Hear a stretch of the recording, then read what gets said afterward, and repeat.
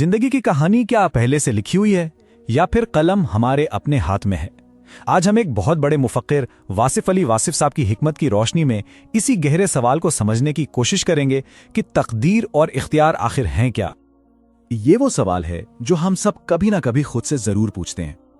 क्या हम अपनी किस्मत के खुद ही मालिक हैं या फिर किसी अनदेखी ताकत के हाथों की कठपुतलियां? यही तो वो कश्मकश है जो तकदीर और आजाद मर्जी के दरमियान सदियों से चली आ रही है। और सच पूछें तो ये सिर्फ कोई फलसफे की बात नहीं है। जरा सोचिए, जब हम अपने करियर, रिश्तों या सेहत के बारे में फैसले करते हैं तो ये सवाल दिमाग में गूंजता है कि भाई कितना हमारे कंट्रोल में है और कितना किस्मत के हवाले है। इसी बेचैनी को समझना आज की इस तेज रफ्तार दुनिया में बहुत जरूरी हो गया है। तो आइए पहले सुलझे हुए सवाल को ही देखते हैं। और इस सफर में हमारे रहनुमा हैं वासिफ अली वासिफ। वासिफ अली वासिफ साहब की खास बात यह थी कि वो सिर्फ एक सूफी मुफक्किर नहीं थे, बल्कि वो एक पुल की तरह थे जिन्होंने पुरानी रूहानी हिकमत को आज के इंसानी सोच और नफ्सियात से जोड़ा। जहां अक्सर लोग तकदीर को एक ऐसी हकीकत मानते हैं जिसे बदला नहीं जा सकता, वहीं वासिफ साहब ने उसे एक बिल्कुल नए अंदाज में समझाया, एक ऐसा तसव्वुर जो हमारी जिंदगी में काम आ सके।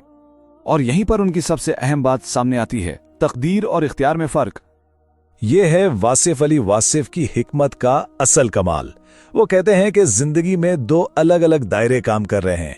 एक है इलाही तकदीर का दायरा, यानी वो चीजें जो तय हैं, जैसे हम किस खानदान में पैदा हुए या हमारी मौत का वक्त। ये वो सच्चाइयां हैं जिन्हें हम बदल नहीं सकते। लेकिन फिर आता है दूसरा दायरा, इंसानी इख्तियार का, और यही हमारा असल मैदान है।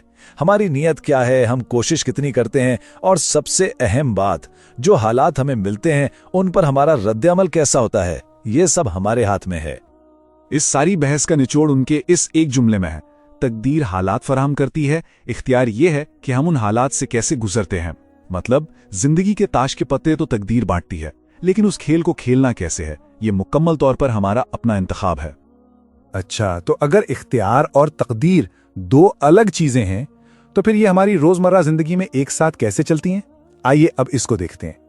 देखिए, ये एक पूरा सफर है। सब कुछ शुरू होता है एक नियत से जो हमारे हर काम का बीज है। फिर आती है कोशिश की बारी, जहां हम अपनी पूरी जिम्मेदारी से अपना किरदार अदा करते हैं। और आखिर में आता है नतीजा। ये वो मकाम है जहां हमारी मेहनत और अल्लाह का मंसूबा एक हो जाते हैं। गोया हमारी छोटी छोटी कोशिशें ही इस बड़ी कायनाती तस्वीर को मुकम्मल करती हैं।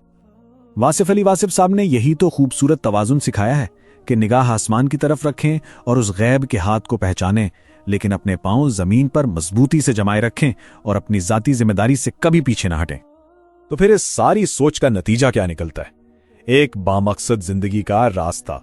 तो इस हिकमत को अपनाने का फायदा क्या है? इसका फायदा यह है कि ये गैर यकीनी हालात के तूफान में भी इंसान को अंदरूनी सुकून देती है। ये जिंदगी की मुश्किलात के सामने एक ढाल बन जाती है, और ये हमें आगे क्या होगा कि खौफ से आजाद करके एक फाआल और बाशूर जिंदगी गुजारने की हिम्मत देती है। तो आखिर में ये सारी गुफ्तगू हमें एक सवाल पर लाकर छोड़ देती है।